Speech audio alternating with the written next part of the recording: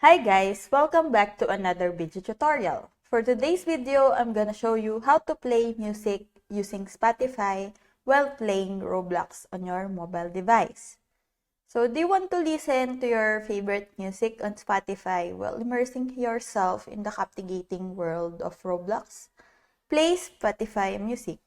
So, the first thing you need to do is open Spotify app on your mobile device. Now, you can play the music you like. While the music is playing, minimize the Spotify app and launch Roblox experience. Launch Roblox on your mobile device. You can follow these steps on both iOS or Android. Choose the Roblox experience that you want to play. You will notice that your music is still playing in the background. Some Roblox experience will stop the Spotify playback while the Roblox experience is starting.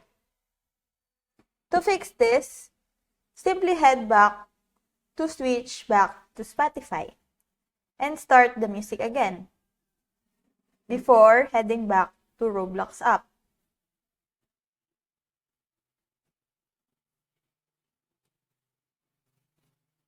So there you go. You can now listen to the music while playing Roblox.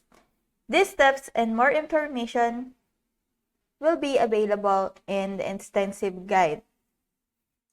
I hope that this helped you out. And if you have any questions or comments, kindly put it in the comment section below and make sure to subscribe and like to our channel. Thanks!